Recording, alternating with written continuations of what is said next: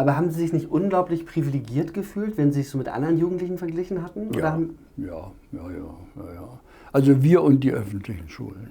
So sah das aus, ja. Und wir haben auch jedes Handballspiel gegen die gewonnen. Wir waren eben einfach sportlich so ausgesucht vorher schon. Nicht nur durch das Training, sondern also wer sportlich nicht völlig intakt war, der kam gar nicht erst an. Oder musste langsam abziehen. Wir waren zum Beispiel 64 Leute, also 2 Parallelklassen A32, als wir 1934 anfingen als Sextaner. Ich glaube, nach 4 Jahren, als ich nach Spandau dann versetzt wurde, in die Oberstufe, da waren von denen nur noch ungefähr die Hälfte da. Also wenn man es genau sagt, ich glaube, die Frequenz war dann zu der Zeit 28, mehr durften es nicht sein in der Klasse. Und 4 waren übrig, also von 62 geschrumpft auf fast die Hälfte. Und die meisten, weil sie sportlich nicht so richtig mitkamen, denn absolut Dumme gab es nicht. Die wären schon bei der Aufnahmeprüfung aufgefallen. Sie hatten sicherlich auch sowas wie Rassenkunde. Was wurde Ihnen da vermittelt? Also gerade im Hinblick auf, ich will jetzt nicht nochmal Elite sagen, aber dass Sie da sozusagen die in so einer herausgehobenen Position waren als Jugendliche. Diejenigen, die blond und blauäugig waren, zu denen gehörte ich, waren natürlich sehr stolz und konnten sich.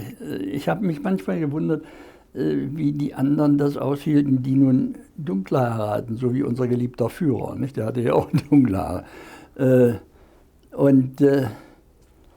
Da habe ich manchmal drüber nachgedacht, Mensch, überall wird erzählt, wer blond und blauäugig ist, ist gut, alles andere ist minderwertig.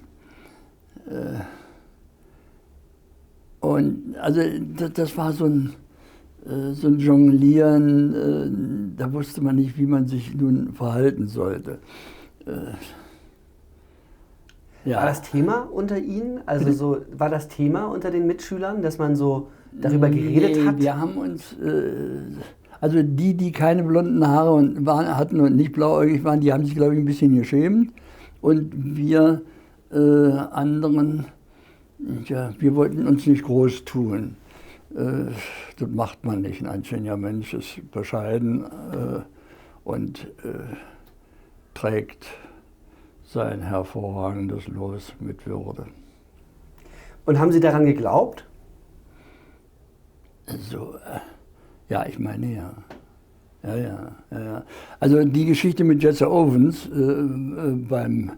bei der Olympiade, die hat uns natürlich auch zu denken gegeben. Der war ja mit einem Mal der große Star. Ne? Erzählen Sie mal ein bisschen darüber, wie das war. Also 1936 war die Olympiade in Berlin und wir Deutschen waren in fast allen Disziplinen die Besten. Ich glaube, wir haben 33 Goldmedaillen gewonnen und das war damals irrsinnig viel. Aber dann kam der Amerikaner Jesse Owens, ein Neger. Also eigentlich ein Halbaffe, nicht? Ein minderwertiges Subjekt. Wurde das so genannt bei ihm im Biologieunterricht? Nee, nicht offiziell, aber ja doch, sicher, irgendeiner hat schon das Wort schon mal in den Mund genommen. Die Schwarzen sind Halbaffen oder so. Ja, und der lief 100 Meter in 10,2, 200 Meter in 20,1. Der sprang 8,9 Meter. Und bei den Wochenschauaufnahmen lachte der in die Kamera so ein richtiger sympathischer, ein richtiger Kumpel, ja, obwohl Neger.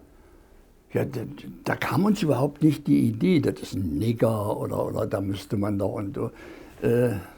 Nee, der war ein Ehrenarier. Das war vielleicht das Wort, was man dafür verwenden kann. Und hat Sie das verwundert oder war das ganz... Nee, wir haben nicht drüber nachgedacht. Verstehe ich auch nicht. Heute schäme ich mich, dass ich nie darüber nachgedacht habe. Aber es war so.